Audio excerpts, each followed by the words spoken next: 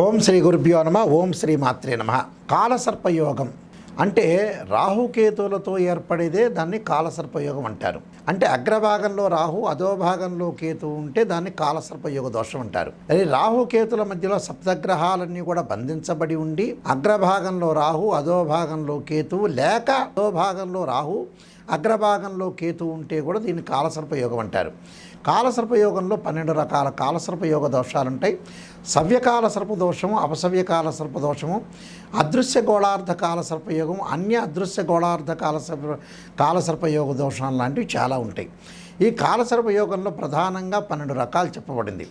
ఆ 12 రకాల్లో ఎవరైతే ఈ జాతకపరంగా ఈ 12 కాలసర్పయోగాలు వల్ల ఎలాంటి ఫలితాలు జరగబోతున్నాయి, ఎలాంటి దుష్ఫలితాలు, ఎలాంటి సుఫలితాలు జరగబోతున్నాయో తెలుసుకోవాలి. ఎందుకంటే నేను కాలసర్పయోగం అనే పుస్తకం నేనే రాశాను. ఇక్కడ రాజమండ్రి మోహన్ పబ్లికేషన్ వాళ్ళకి అతిపెద్ద గ్రంథం కాలసర్పయోగ చంద్రిక. ఇది మోహన్ పబ్లికేషన్ వాళ్ళని ప్రింట్ చేశారు. యాక్చువల్గా అయితే ఇలాంటి కాలసర్పయోగ దోషానికి ఎలాంటి రెమెడీస్ ఉంటాయి, ఎలాంటి పరిహారాలు ఉంటాయి అనేది చూసుకోవాలి. ఎందుకంటే కాలసర్పయోగం చాలా ఇంపార్టెంట్ పుస్తకం. చాలామంది కూడా కాలసర్పయోగానికి నివారణ చేసుకుంటారు. చాలామంది నివారణ చేసుకొని మాకు ఫలితాలు రావట్లేదు, అసలు నిజంగా మన జాతకంలో కాలసర్పయోగ దోషం ఉందా లేదా అనేది మీరు తెలుసుకోవాలి. అలానే 12 రకాల కాలసర్ప దోషాలు ఏ విధంగా ఉండబోతున్నాయో ఒకసారి మనం తెలుసుకుందాం. 12 కాలసర్ప దోషాలకి మనం తీసుకోవాల్సిన కొన్ని జాగ్రత్తలు ఉంటాయి. అసలు కాలసర్ప దోషానికి ఎలాంటి జాగ్రత్తలు తీసుకోవాలంటే చాలామంది కూడా ఏదో చిన్న చిన్న రెమెడీస్ చేసి రాహుకేతుల యొక్క పూజలు చేసి, రాహుకేతుల యొక్క అష్టోత్తరం చేసేసి, రాహు జపం చేసి, కేతు జపం చేసి అయిపోయింది కదా, ఇక మేము కాళహస్తికి వెళ్ళాం, అక్కడికి వెళ్ళాం, ఇక్కడికి వెళ్ళాం అంటారు. ఏదైనా ఒక క్షేత్ర మహత్యం ఉన్నా కూడా దాని విధి విధానం అనేది చాలా ఇంపార్టెంట్. ఇక్కడ విధి విధానంలో శాస్త్రీయ పద్ధతిలో కాలసర్పయోగ దోషం నివారణ చేసుకోవాలి. ఉదాహరణకి మనకు అనంత కాలసర్ప దోషము, కులిక, వాసుకి, అలానే శంఖపాల ఇలాంటి కాలసర్ప దోషాలు ఉంటాయి. పద్మ, మహాపద్మ కాలసర్ప దోషాలని 12 కాలసర్ప దోషాలు ఉంటాయి.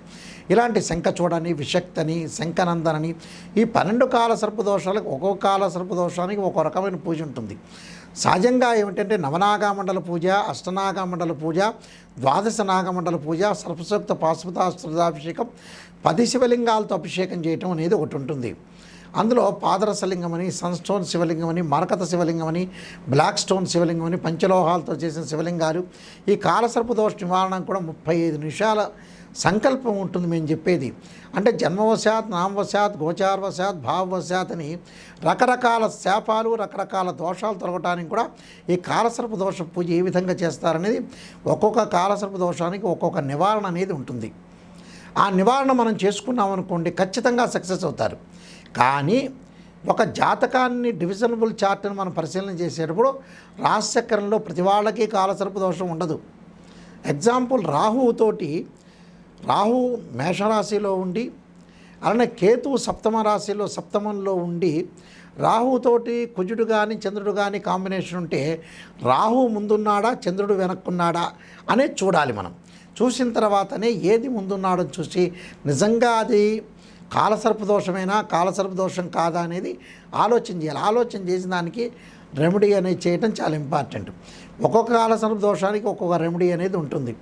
కాబట్టి నేనే ఈ కాలసర్పయోగ చంద్రిక అనే పుస్తకం రాశాను. కాబట్టి చాలా జాగ్రత్తగా నేను రాసిన పుస్తకం ఇది. కాలసర్పయోగ చంద్రిక అనేది పుస్తకం రాజమండ్రి మోహన్ పబ్లికేషన్ వాళ్ళు ప్రింట్ చేశారు. ఇది ఇండియాలోనే మొట్టమొదటి పుస్తకం మన తెలుగు భాషలో. ఖచ్చితంగా ఈ కాలసర్ప దోషం ఏ విధంగా ఉండబోతుంది, ఎలాంటి ఫలితాలు జరగబోతున్నాయి అనేది కూడా మనం చూసుకోవాలి. ఎందుకంటే చాలా ఇంపార్టెంట్. కాలసర్ప దోషంలో ఎలాంటి ఫలితాలు జరగబోతున్నాయి, ఏ విధంగా ఉండబోతుంది అంటే ప్రతి విషయాన్ని కూడా మనం కూలంకషంగా ఆలోచన చేయాలి. కాలసర్ప దోష నివారణ చూసుకొని ముందుకెళ్తే మనకు మంచి రిజల్ట్స్ వచ్చే అవకాశాలు ఖచ్చితంగా ఉంటాయి. కాబట్టి నేను కాలసర్పయోగము, కాలసర్పయోగ చంద్రిక, రాహుకేతులు, ఛాయాగ్రహాలు, అలానే రాహుకేతులు, దాంతోపాటు స్వప్నశాస్త్ర ఫలదీపిక, పుత్రగణపతి వ్రతము, సర్వదేవతా గోత్రపులు పార్ట్ 1, పార్ట్ 2, అలానే నవగ్రహ దోషాలకి దశమహావిద్యల యొక్క స్తోత్ర అమ్మవారి యొక్క పారణం ఒకటి, జాతక చంద్రిక, వివాహ మార్తాండము, రిడక్షన్ ఆఫ్ ఆస్ట్రాలజీ, బృహత్ పరిహార సింధు లాంటి నెంబర్ ఆఫ్ బుక్స్ రాసిన అవి రాజమండ్రి వారి దగ్గర దొరుకుతాయి, లేకపోతే మా దగ్గర దొరుకుతాయి. మీరు ఖచ్చితంగా www.nayakanti.com చూడండి, ఖచ్చితంగా nayakanti.in చూడండి. ఎందుకంటే చాలామంది కూడా రెమెడీస్ చేస్తుంటారు. ఏదో రకంగా ఆస్ట్రాలజీ తెలియని వాళ్ళ దగ్గర రెమెడీస్ చేసుకోవటం, చాలాసార్లు చేసుకున్న తర్వాత ఎవడు ఏం చెప్పినా చేసుకోవటం, అసలు వాళ్ళు ఎవరైనా దొరికేటప్పటికి ఇలా డబ్బులు కోల్పోవటం, డబ్బులు లేకపోవటం, విరక్తి భావాలు కలగటం, అసలు దేవుడి మీదే నమ్మకం లేకుండా చేసుకుంటారు. కాబట్టి చూసుకోండి, ఆచితూచి అడుగు వేసుకొని ప్రతిదీ కూడా మీరు ఆలోచన చేయండి. ఒక ఆస్ట్రాలజర్ని అప్రోచ్ అయినప్పుడు ఎలాంటి ఆస్ట్రాలజరు, అతని యొక్క క్వాలిఫికేషన్ ఏంది, అతను చెప్పగలుగుతాడా లేదా, సమర్థత ఉందా లేదని తెలుసుకొని ముందుకెళ్ళండి. అప్పుడే మీకు నిజమైన సూత్రాలు అనేవి కనపడే అవకాశాలు ఎక్కువ ఉంటాయి. మీకు ఖచ్చితంగా ఏదైనా జాతకం చెప్పించుకునేప్పుడు మా దగ్గర వాయిస్ రికార్డింగు ఖచ్చితంగా చేసుకోండి. నెగిటివ్ పాజిటివ్ రెండు ఆలోచన చేయండి. నెగిటివ్ మనం తెలుసుకుంటేనే దాన్ని పాజిటివ్ చేసుకోవడం ఎలా అనేది ఆలోచన చేసి ముందుకు వెళ్ళండి. ఎందుకంటే నెగిటివ్ తెలుసుకుంటేనే మనం నిజంగా సూపర్ స్టార్స్ అయ్యేది. శ్రేయ లోపం పెరుగుట పెద్ద విద్య, లోపం ఎరిగిన వాడే పూర్ణుడవుతాడు. మన నిజాలు తెలుసుకోవాలి. కాలసర్పయోగం అంటే ఏంటి, మళ్ళీ సర్పదోషం వేరు, కాలసర్పయోగ దోషం వేరు. సర్పదోషం అంటే పంచమంలో రాహు ఉన్నా, శని ఉన్నా, కేతు ఉన్నా, కుజుడు ఉన్నా దాన్ని సర్పదోషం అంటారు. కాలసర్పదోషం వేరు. అన్య దృశ్య గోళార్థ కాల సర్పయోగం వేరు, దృశ్య గోళార్థ కాల సర్పయోగం వేరు, సవ్యకాల సర్పదోషం వేరు, అపసవ్యకాల సర్పదోషం కూడా వేరు. అంటే ఇన్ని రకాల టాపిక్స్ అనేవి ఉన్నాయి. కాబట్టి చాలా జాగ్రత్తగా తెలుసుకొని నిజాన్ని తెలుసుకొని ఎవరైనా సరే నా దగ్గరికి వచ్చేవాళ్ళు నిజం తెలుసుకునే వాళ్ళు మాత్రమే రండి. అనవసరమైన కాలక్షేపానికి ఫోన్ చేయొద్దండి. మేము బాగుపడాలి అనే ఉద్దేశం గల వాళ్ళు మాత్రమే ఫోన్ చేయండి. కాలక్షేపం టైం వేస్ట్ చేసుకోవద్దండి. ఎందుకంటే జీవితం అనేది ఏంటంటే 55 ఏళ్ళు 60 ఏళ్ళు రాగానే వాళ్ళు బోనస్ మార్కులతో బతకటమే.